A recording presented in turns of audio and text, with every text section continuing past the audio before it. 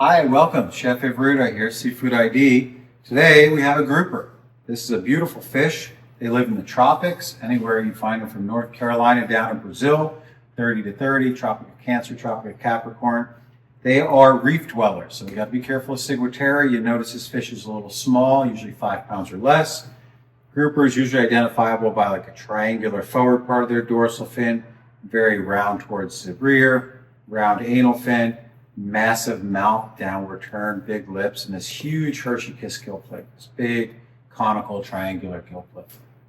I'm going to prepare this fish by filleting first, and I'm going to come behind the pectoral fin and the gill plate, the handle up against the head, rotate my blade at about a 45-degree angle to the spine, and with the handle against the head, I'm going to draw it up into the head. When the knife pops out, I'm going to stick it in that hole and aim for my pelvic fins for maximum yield. I'm then going to gently rotate the fish away from me, and I'm going to put my knife on the dorsal fin because I know that these fin bones come all the way to the spine. I want to stay on top of them. And I'm going to trace my knife all the way down the length of the blade. Do not use a tip until I get through the tail. And I'm a big believer that follow through is everything, cut through the tail. Feel for the bones. You can hear them, you can feel them, you can see them. Keep flexing tightly on them for a maximum yield till you hit the spine. If you've gotten to the spine, you want to release the meat out of the head so you can lift it, and at a 45-degree angle, release the meat off of the spine from the head to the tail.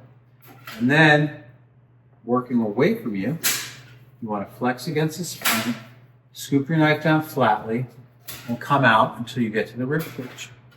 When you get to the rib cage, think of a chicken. You're following the carcass. I like to put my knife tip in the head, past the rib cage, and then just like a bird, follow around the ribs, and the fillet comes off. This is like a chicken carcass. That's your chicken breast. Now, because this fish is a little wet, I'm going to dry this down. I don't want it to slip on me. I like to keep all my fingers. And I'm going to gently, with 2 hands, swim it to my cutting hand, this time standing belly to belly. I'm going to locate the eyeball, line my tip of my knife up with it behind the gill plate and collarbone, push into the head, and then I'm going to release the fillet right behind the pelvic fins for maximum yield. Swim the fish towards me. Now the head's really high on this fish, so I can't get my knife too flat. I'm going to swing it out. If you ever notice my notes, side 2, not parallel, side 1, parallel. We're going to start in the tail, and we're going to come up the dorsal fins. You can see the action on that movement because I'm pulling on the bones. I can hear them, I can feel them. I'm in a good place. I'm going to cut all the way to the spine. I can do this in 1 or 2 cuts. Some people might need 3 or 4. Take your time, do it properly. Release the meat off the spine towards you. And then when it's released, swim it to 10 o'clock. Just like you're looking at a watch face or a clock face. Flex it backwards and come out. Flex back and come out. When you get to the rib cage, knife tip past the ribs, in the head, and ride it out. Once it's off, we'll move the carcass off to the side, and we'll check to see what side the anal fin's on. It's on this side, so we're going to shave right behind it. We don't want to cut through the bones, we want to shave underneath them. And then we will swim both fillets towards us. This is the bloodline. This is where the spine was. This is where the pin bones are going to be above the rib cage. So with a pair of tweezers or pliers, grab these out. These are vicious. You do not want grouper bones caught in somebody's mouth.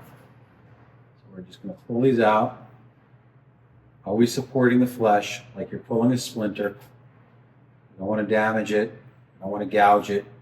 You don't want to gape it. Just nice and clean.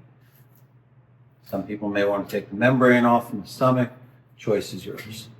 But I like to get, whoever orders this fish, I want them to get as much of it as possible. I would place these fillets together as you will in class, flesh to flesh, so it doesn't dry out. And here we go, grouper.